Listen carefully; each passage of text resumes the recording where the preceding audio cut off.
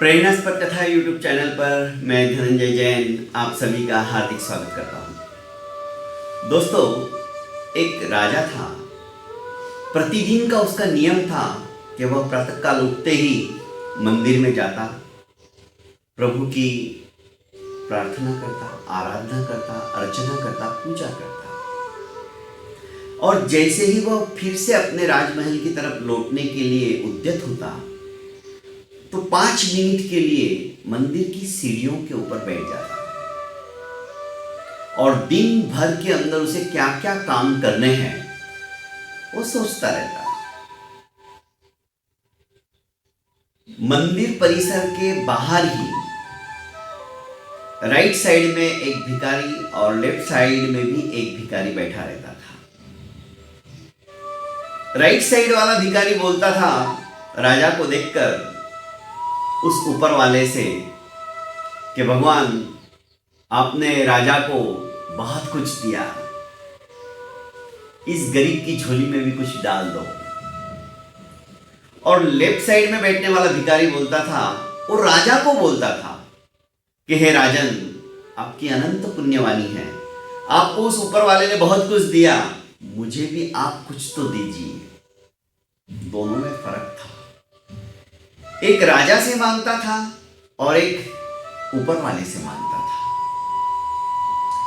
रोज का प्रतिदिन का यही रूटीन था। राजा सोचने लगा, ऐसा क्या है, क्या करूं? उसने अपने मंत्री से कहा कि मंत्री, एक समस्या है, मैं समझ नहीं पा रहा हूं। एक मुझसे मांगता है और एक ऊपर वाले से मांगता है, मुझे क्या करना चाहिए? मंत्री ने कहा कि महाराज,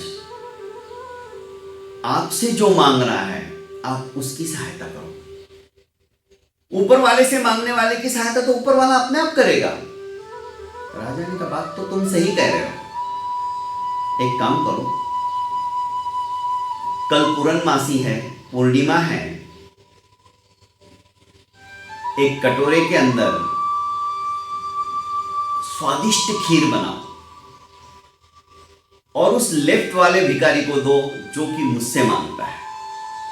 और हां, खीर के अंदर 50 सोने के सिक्के भी डाल दो, उसका दारिद्र्य हमेशा हमेशा के लिए समाप्त हो जाएगा। जो हुक्म। स्वादिष्ट खीर तैयार हो गई, सिक्के उसमें डाल दिए गए। मिट्टी के उस कटोरे को लेकर महामंत्री उस लेफ्ट साइड वाले भिखारी के पास गया और कहा कि आप हमेशा राजा से मांगते हो ना, आज राजा आप पर बहुत प्रसन्न है और ये खीर आपके लिए उन्होंने भेजी है। भिखारी बड़ा खुश हुआ।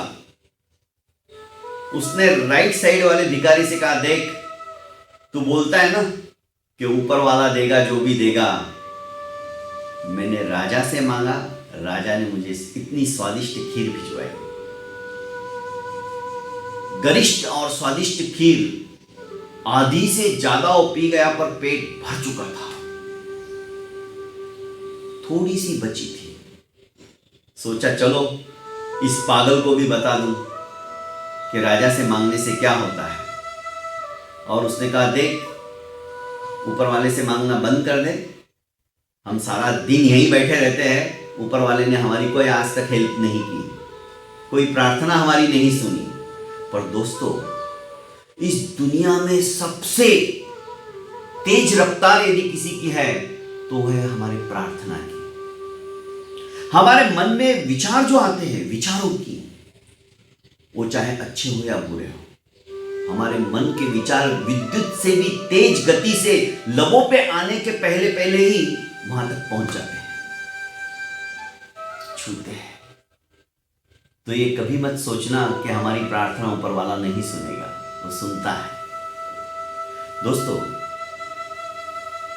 उस भिखारी ने राइट साइड वाले भिखारी को बची हुई थोड़ी सी जो खीर थी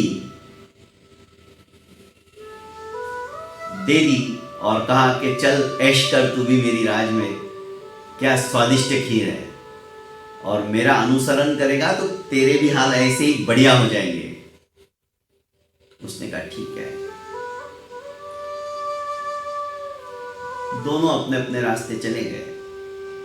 घर पहुंचकर इस राइट साइड वाले भिखारी ने जो बची हुई खीर थी वो पी, बड़ी स्वादिष्ट थी, पर जैसे ही खीर खत्म हुई नीचे सिक्के थे। इसके तो दिमाग ही पलट गए। ये तो बहुत बड़ा व्यापारी हो गया, सृष्टि बन गया, एक ही दिन में रातों रात फकीर था, सेठ बन गया। दोस्तों, कहने का आशय है कि ऊपर वाला जो है ना सुनता है। इधर दूसरे दिन राजा फिर से मंदिर में गया। राइट साइड वाला भिखारी तो था ही नहीं। उसने पूछा, भाई मैंने तुम्हारे लिए कल खीर भिजवाई थी, कैसी लगी? अरे राजन जी, आपने तो कमाल कर दिया, मजा आ गया। ऐसी स्वादिष्ट खीर मैंने जिंदगी में नहीं खाई। पर तुम यहां क्या कर रहे हो? और वो बाजू वाला भिखारी कहां गया? कि थोड़ी सी जो खीर बची थी, मैंने सोचा क्यों नहीं इसको भी दे दूं। मेरा पेट भर चुका था और मैंने बची हुई खीर उसको दे दी। जो कहता था ना हमेशा आपको कि मेरे को तो ऊपर वाला देगा, पर मैंने उसे कहा कि देख, ऊपर वाले ने तो कुछ दिया नहीं, ये राजा जी ने मेरे को भेजी है तो मैं तुझे दे रहा हूं। राजा ने कहा नहीं, ये हमारा अहम है, सचमुच में उसको ऊपर वाले ने ही दिया है। अरे बेवकूफ, उस खीर के अंदर 50 स्वर्ण मुद्राएं थी।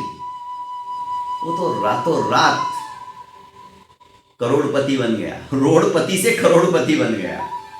कहने का आशय, अब पछताए क्या होता है जब चिड़िया चुग गई खेत, भिखारी पछताने लगा।